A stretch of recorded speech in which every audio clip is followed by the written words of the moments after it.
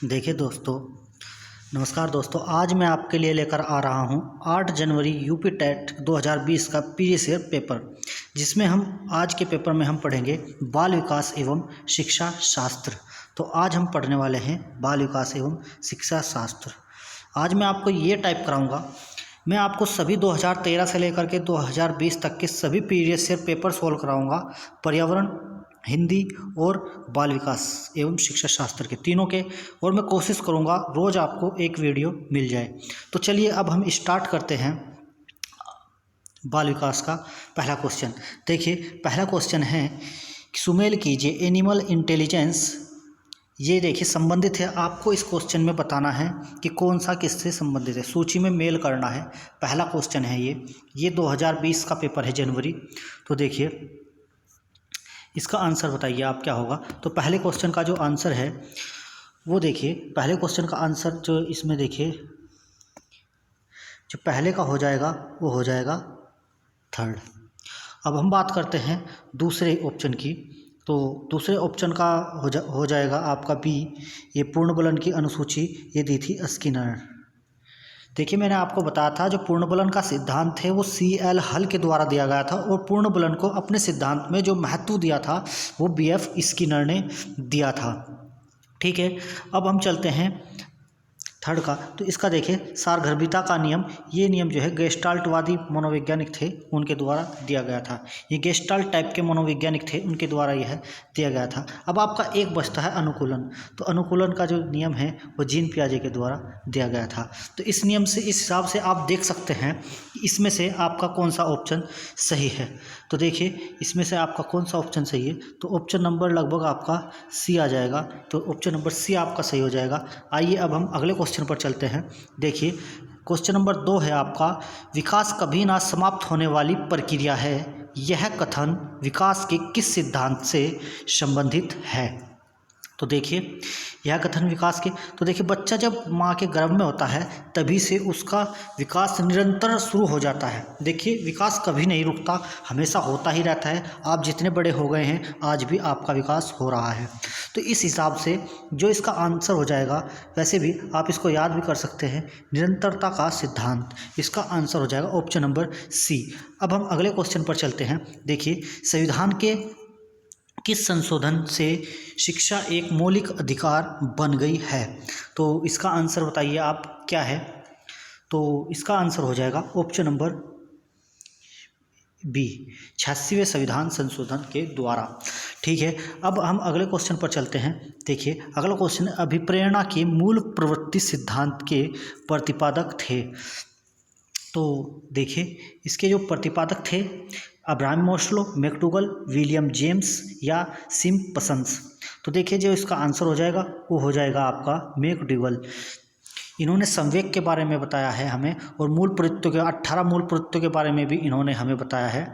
तो अब हम अगले क्वेश्चन पर चलते हैं। देखिए विकास की किस अवस्था को कोल तथा बुश ने संवेगात्मक विकास का अनोखा काल कहा है। तो विकास की किस अवस्था को इन्होंने जो है अनोखा काल कहा है। तो देखिए ये बात आती है कोल एंड बुश की, ये पूछ रहे हैं हमसे कोल एंड बुश के बारे में। तो कोल एंड बुश ने बाल्यावस्था को, ये देखिए बाल्यावस्था को अनोखा काल कहा है। तो अब हम अगले क्वेश्चन पर चलते हैं। किसने बहुविमात्मकता प्रज्ञ का प्रत्यय दिया। तो क्वेश्चन नंबर 6 है आपका। तो ये बताइए इसका answer, Spearman, Goleman, Gardner, John Mayer. तो इनमें से किसने दिया था बताइए। तो इसी को हम जो है बहुबुद्धि सिद्धांत भी कहते हैं। इन्होंने जो है 8 प्रकार की बुद्धि का भी वर्णन किया था। इसका आंसर हो जाएगा ऑप्शन नंबर सी। इन्होंने जो है 8 प्रकार की बुद्धि के बारे में भी बताया था कि 8 प्रकार की बुद्धि होती है, और उन बुद्धि के बारे में बताया था भाषाई, तार्किक, गणित, स्थानिक, शारीरिक, सांकेतिक, पारस्परिक, अंतर्वैयक्तिक एवं नैसर्गिक। इन बुद्धि के बारे में इन्होंने हमें बताया था। ठीक है, इसका आंसर हो जाएगा ऑप्शन नंबर सी। ये जो है इन्होंने 1983 में ये सिद्धांत दिया था इन्होंने, और बहुबुद्धि का सिद्धांत भी। ठीक है, अगला देखिए, डेलेक्सिया में यह करने में कठिनाई होती है। तो डेलेक्सिया में यह करने में कठिनाई होती है। बताइए क्या करने में डेलेक्सिया में कठिनाई होती है। देखिए इससे पहले मैं आपको एक पीडीएफ दिखाना चाहूँगा। देखिए डे कैलकुया इसमें दिया है सबसे पहला डे कैलकुया। डे कैलकुया का मतलब है गणना करना यानी संबंधित। देखिए इसमें पीछे आया कैलकुया यानी कैलकुलेशन से संबंधित है। इसके बाद आता है आपका डिस्ग्राफिया। डिस्ग्राफिया यानी लेखन से संबंधित है, लेखन संबंधी समस्या। उसके बाद आता है आपका डीलेक्सिया। डीलेक्सिया देखो पीछे आया, जैसे लेक्चर से आप याद कर सकते हैं, पढ़ना या पठन संबंधित। उसके बाद आता है आपके डिस्प्रेक्सिया, लेखन पठन और गणना ये तीनों में होता है। उसके बाद आता है आपका डिस्मीथिया, गंभीर तनाव समस्या। डिस्मार्फिया ये शब्द को दूसरे से सुंदर व लंबा ताकतवर समझना। देखिए इसमें मैंने सारे दिए हैं। अगर इसकी आपको पीडीएफ चाहिए तो पीडीएफ के लिए डिस्क्रिप्शन में जो है मैंने टेलीग्राम का लिंक दिया है, वहाँ पर आपको ये पूरी पीडीएफ मिल जाएगी और उसमें सभी ये भी आपको जो है सब चीज़ मिल जाएगी। ये पीडीएफ पेपर है जो मैं आपको बता रहा हूँ, सोल्व करवा रहा हूँ। ठीक है, अगला क्वेश्चन देखिए, इसका आंसर हो जाएगा इसके हिसाब से ऑप्शन नंबर बी। इसका आंसर हो जाएगा ऑप्शन नंबर बी। ठीक है, अगला क्वेश्चन देखिए, क्वेश्चन नंबर 8। क्वेश्चन नंबर 8 में देखिए निम्न में से क्या समावेशी कक्षा में शिक्षक की भूमिका नहीं है। तो ध्यान दीजिए उसने कहा है नहीं है, समावेशी शिक्षक की भूमिका नहीं है, तो हमें नहीं पे ध्यान देना है। देखिए सबसे पहले हम बात करते हैं बच्चों की आवश्यकता के अनुरूप बैठने की पर्याप्त व्यवस्था करनी चाहिए। बिल्कुल सही बात है, करनी चाहिए। शिक्षक को सीखने में असक्षम के अतिरिक्त समय देना चाहिए। जो असक्षम शिक्षक हैं उन्हें सीखने में, असक्षम बच्चे उन्हें सीखने में अतिरिक्त समय देना चाहिए। बिल्कुल सही बात है। अगला है शिक्षक को बच्चों को प्रोत्साहित करना चाहिए। तो ये भी सही बात है, प्रोत्साहित करना चाहिए। शिक्षक को निःशक्त बच्चों पर ध्यान नहीं देना चाहिए। ये गलत बात है आपकी कि जो निःशक्त बच्चे होते हैं उन पर विशेष ध्यान देना चाहिए। समावेशी शिक्षा में सबको साथ बैठाकर शिक्षा दी जाती है और निःशक्त बच्चों पर ध्यान दिया जाता है। ठीक है, तो ऑप्शन नंबर ए इसका आंसर हो जाएगा। अगला क्वेश्चन देखिए, कक्षा में छात्रों की प्रश्न पूछने के लिए क्या करना चाहिए। हतोत्साहित, प्रेरित, अनुमति नहीं देनी चाहिए, रोक देना चाहिए, क्या करना चाहिए। तो इसका आंसर हो जाएगा ऑप्शन नंबर ए, प्रेरित करना चाहिए। तो ऑप्शन नंबर ए इसका आंसर हो जाएगा कि बच्चों को प्रेरित करना चाहिए। अगला देखिए क्वेश्चन नंबर 10, बच्चों की वृद्धि मुख्यतः संबंधित है। तो बच्चों की वृद्धि जो है मुख्यतः किससे संबंधित है। देखिए बच्चों की वृद्धि किससे संबंधित है बच्चों, शारीरिक विकास से संबंधित है। जो बच्चों की वृद्धि है वो शारीरिक विकास से संबंधित है। कितना आसान पेपर आया था, आप देख सकते हैं। निम्न में से किस सिद्धांत की पूर्णबलन का सिद्धांत भी कहते हैं। देखिए इस क्वेश्चन में आपको बताएं, देखिए इसने कहा है पूर्णबलन का सिद्धांत भी, पूर्णबलन का सिद्धांत भी कहते हैं यानी उसको। देखिए जो पूर्णबलन का सिद्धांत है, जो पूर्णबलन के सिद्धांत की बात करते हैं, जो पूर्णबलन का सिद्धांत है वो CL हल के द्वारा दिया गया था। आपको भी इस बारे में पता है, मैंने पढ़ाया भी था। तो CL हल के द्वारा जो आपका ये सिद्धांत दिया गया था। अब हम बात करते हैं, ये सिद्धांत को मैंने आपको बताया भी था कि BF स्किनर के सिद्धांत को, BF स्किनर ने अपने सिद्धांत में पूर्णबलन को महत्व दिया था।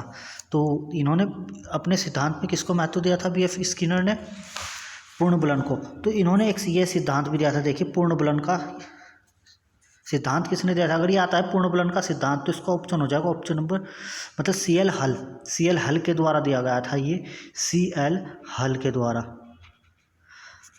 के द्वारा ये दिया गया था। देखिए क्रिया प्रसुप्ति का सिद्धांत ये किसने दिया था, ये दिया था आपका BF स्किनर ने। ये सिद्धांत दिया था आपका BF स्किनर ने। BF स्किनर के द्वारा ये सिद्धांत आपका दिया गया था। और ये जो सिद्धांत है आपका उद्दीपक अनुक्रिया का सिद्धांत, जो उद्दीपक अनुक्रिया का सिद्धांत है ये आपका थर्नडाइक के द्वारा दिया गया था। शास्त्रीय अनुबंधन का सिद्धांत, जो शास्त्रीय अनुबंधन का सिद्धांत है ये आपका पावलोव के द्वारा दिया गया था। अब आपका है जो क्रिया प्रसुप्ति का सिद्धांत, जो ये क्रिया प्रसुप्ति का सिद्धांत ये मैंने आपको बताया दिया, BF स्किनर के द्वारा दिया गया था। BF स्किनर के द्वारा ये सिद्धांत आपका दिया गया था। अब हम बात करते हैं सूज का सिद्धांत। जो सूज का सिद्धांत है ये आपका कोहलर के द्वारा दिया गया था। कोहलर, देखिए यहाँ से आपके कितने क्वेश्चन बन गए हैं वो आप देख सकते हैं। आप समझ गए होंगे कि उद्दीपक अनुक्रिया का सिद्धांत थर्नडाइक के द्वारा दिया गया था। शास्त्रीय अनुबंधन का सिद्धांत पावलोव के द्वारा दिया गया था। क्रिया प्रसुप्ति का सिद्धांत ये इसका आंसर भी है और ये BF स्किनर के द्वारा दिया गया था। और सूज का सिद्धांत कोहलर के द्वारा दिया गया था। ठीक है, अब हम अगले क्वेश्चन पर चलते हैं। निम्न में से कौन सी अवस्था बूर्नर के संज्ञानात्मक विकास सिद्धांत का अंग नहीं है? तो देखिए, यानी बूर्नर के संज्ञानात्मक विकास के सिद्धांत का अंग नहीं है। तो ये देखिए, बूर्नर के संज्ञानात्मक विकास के सिद्धांत का अंग नहीं है। तो ये है इनका, देखिए अब ये 3 हैं, इनमें से एक नहीं है। यानी देखिए, प्रतिबिंबात्मक अवस्था भी है, क्रियात्मक अवस्था भी है और संकेतात्मक अवस्था भी है। लेकिन बात करते हैं अंतःप्रज्ञ अवस्था, यह इनके संज्ञानात्मक सिद्धांत का अंग नहीं है। तो इसलिए इसका आंसर ऑप्शन नंबर B हो जाएगा। ठीक है, अब हम अगले क्वेश्चन पर चलते हैं। मॉरिसन के बौद्ध स्तर के शिक्षण प्रतिमान में 5 पदों का वर्णन है। ये हैं, देखिए इन्हें आपको क्रम से लगाना है। सबसे पहले क्या आता है, दूसरे नंबर पर क्या आता है, इसलिए आपको ये नंबर से लगाने हैं। तो देखिए, अब हम बात करते हैं। तो सबसे पहले क्या आता है, देखिए आप देख लीजिए, इनमें से आंसर अपने मन में चूज कर लीजिए करिए। फिर उसके बाद मैं आपको आंसर बताता हूँ, आप देखिए कि आपका आंसर सही है या नहीं। आप आंसर को अपने मन में सोच सकते हैं, वीडियो को रोक करके आप आंसर को अपने मन में देख लीजिए, फिर उसके बाद आप अपना आंसर देख लीजिए। ठीक है, तो देखिए सबसे पहले हम बात करते हैं। सबसे पहले नंबर पर आता है खोज। खोज के बाद दूसरे नंबर पर आता है आपका प्रस्तुतिकरण। उसके बाद आपका आता है आत्मीकरण। उसके बाद तीसरे नंबर पर आता है आपका संगठन या व्यवस्था। और 5वें नंबर पर आता है आपका वाचन या अभिव्यक्तिकरण। इस हिसाब से आपका जो आंसर हो जाएगा वो हो जाएगा option number A। Option number A इसका आंसर है। तो अब हम अगले क्वेश्चन पर चलते हैं।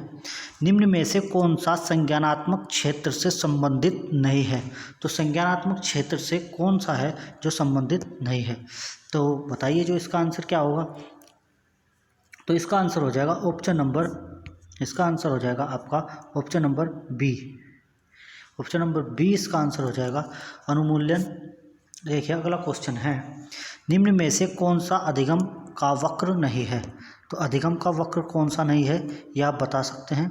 देखिए अधिगम के 4 वक्र होते हैं, जिनमें से आपका मिश्रित वक्र है, नतोदार वक्र है, उन्नतोदार वक्र है, और नंबर 4 पर होता है सरल रेखीय वक्र।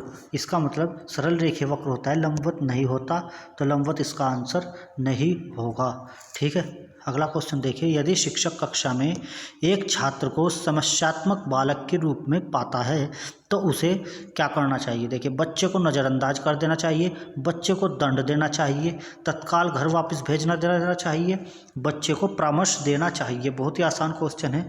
तो देखिए आप इसका आंसर क्या बताते हैं। तो इसका आंसर आपने सही बताया होगा। देखिए इसका आंसर है बच्चे को परामर्श देना चाहिए। ठीक है, अगर आपको वीडियो अच्छी लग रही है तो आप चैनल को सब्सक्राइब कर सकते हैं और वीडियो को शेयर कर सकते हैं। ठीक है, अगला क्वेश्चन देखिए, पाठ्य सामग्री क्रियाएं मुख्यतः संबंधित हैं। तो पाठ्य सामग्री जो होती हैं बच्चों के लिए वो क्या करती हैं, मतलब पाठ्य सामग्री जो होती हैं वो क्या करती हैं। तो देखिए छात्रों के सर्वांगीण विकास से, सही बात है, शैक्षिक संस्थानों के विकास से, क्षेत्र। तो इनमें से सबसे बेस्ट ऑप्शन क्या लग रहा है आपको? इसमें से इसका आंसर जो हो जाएगा वो हो जाएगा 17वें क्वेश्चन का आंसर ऑप्शन नंबर A। जो पाठ्य सामग्री होती हैं वो छात्रों के सर्वांगीण विकास के लिए ही उपयोगी होती हैं। तो इसका आंसर ऑप्शन नंबर A। अगले क्वेश्चन पर चलते हैं, निम्न में से किसने अधिगम सिद्धांत का प्रतिपादन नहीं किया था?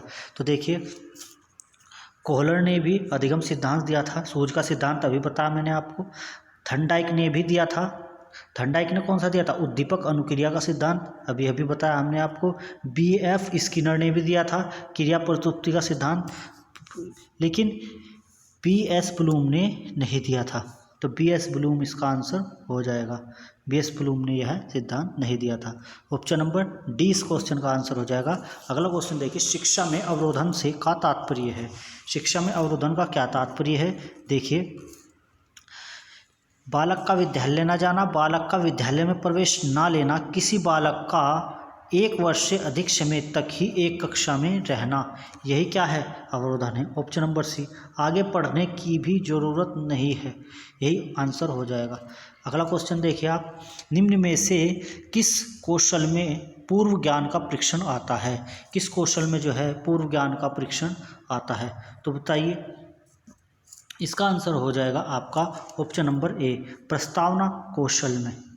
प्रस्तावना कौशल में, ठीक है, पूर्व ज्ञान का परीक्षण आता है। अगला देखिए, मानव विकास का प्रारंभ होता है। तो मानव विकास का प्रारंभ मैंने आपको पहले क्वेश्चन में ही बता दिया था कि मानव विकास का जो प्रारंभ होता है वो गर्भावस्था से होता है, ठीक है। तो गर्भावस्था से ही मानव का विकास होने लगता है, मैंने आपको बता दिया। दी कंडीशंस ऑफ लर्निंग पुस्तक के लेखक, तो देखिए मैं आपको ये पेज दिखा रहा हूँ, इसमें सभी पुस्तक के लेखक हैं। अगर आपको ये वीडियो अच्छी लग रही है, मैंने आपको बताया, तो डिस्क्रिप्शन में टेलीग्राम का लिंक दिया है, वहाँ से आपको इस सब की PDF मिल जाएगी।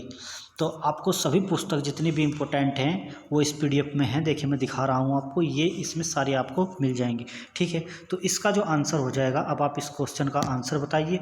तो इसका आंसर जो हो जाएगा वो हो जाएगा आपका RM गेने। RM गेने इस क्वेश्चन का आंसर हो जाएगा। द कंडीशंस ऑफ लर्निंग पुस्तक के लेखक RM गेने हैं। अगला क्वेश्चन देखिए, किशोर अवस्था बड़े संघर्ष, तनाव, हमला व विरोध की अवस्था है, यह कथन किसका है। तो देखिए बहुत ही इंपॉर्टेंट क्वेश्चन है, ये किशोर अवस्था के बारे में है। तो यह कथन किसका है, तो यह कथन है स्टेनले हॉल का। तो ऑप्शन नंबर ए इस क्वेश्चन का आंसर हो जाएगा। अगला क्वेश्चन देखिए, सूक्ष्म शिक्षण के भारतीय प्रतिमान में कुल कितना समय लगता है। तो बहुत ही इंपॉर्टेंट क्वेश्चन है, तो याद रखिएगा इसमें लगते हैं आपके 36 मिनट। सबसे पहले आप इसमें पाठ्य सामग्री को तैयार करते हैं अपने, फिर उसके बाद 6-6 मिनट का समय होता है, तो फिर पुणे जब इसको आप तैयार करते हैं तो उसमें 12 मिनट का समय होता है, ठीक है। इसके ऊपर मैं वीडियो बनाऊंगा, आने वाली है पूरी सूक्ष्म शिक्षण के ऊपर। इसमें से 1 या 2 क्वेश्चन हर साल पेपर में पूछा जाता है, तो ठीक है, मैं अभी इसकी वीडियो भी आने वाली है 1-2 दिन में, ठीक है। तो 36 मिनट होता है इसका टोटल। सीखने का पठार, सीखने की प्रक्रिया, सीखने का पठार सीखने की प्रक्रिया के मुख्य अभिलक्षण हैं जो उस स्थिति को प्रकट करते हैं जिसमें सीखने की प्रक्रिया में कोई उन्नति नहीं होती। यह कथन किसका है। तो देखिए क्वेश्चन नंबर 25, तो यह कथन है आपका ऑप्शन नंबर डी, रोस का। रोस का यह कथन है। देखिए अगला क्वेश्चन, व्यवहार में आया परिवर्तन ही क्या कहलाता है। व्यवहार के कारण व्यवहार में आया परिवर्तन अधिगम कहलाता है। यह किसने कहा था। तो देखिए यह किसने कहा था, यह कहा था गिलफोर्ड भाई साहब ने। मैंने आपको पढ़ाया था यह क्वेश्चन। समस्या समाधान का प्रथम चरण है। तो कितना आसान क्वेश्चन है। समस्या समाधान का प्रथम चरण जो है पहला ही हो जाएगा ऑप्शन नंबर ए। समस्या की सबसे पहले हम पहचान करते हैं कि समस्या किस प्रकार की है, ठीक है। अगला क्वेश्चन है, बालकों का अधिगम सर्वाधिक प्रभावशाली होगा। बालकों का अधिगम सर्वाधिक प्रभावशाली कब होगा। बालकों का संज्ञानात्मक या भावात्मक एवं मनोचालक पक्षों का विकास होगा, या पढ़ने लिखने में गणितीय कुशलता पर बल होगा। अधिगम प्रक्रिया में आगे होकर बालक को निष्क्रिय रखेगा। तो इसमें से एक है शिक्षण व्यवस्था एकाधिकारवादी होगी। तो इसका आंसर बताइए आप। इसका आंसर आपका हो जाएगा ऑप्शन नंबर ए। बालकों का संज्ञानात्मक, भावात्मक तथा मनोचालक पक्षों का विकास होगा। तो इसका आंसर हो जाएगा ऑप्शन नंबर ए। अब हम चलते हैं अगले क्वेश्चन पर। लास्ट क्वेश्चन है आज की वीडियो का।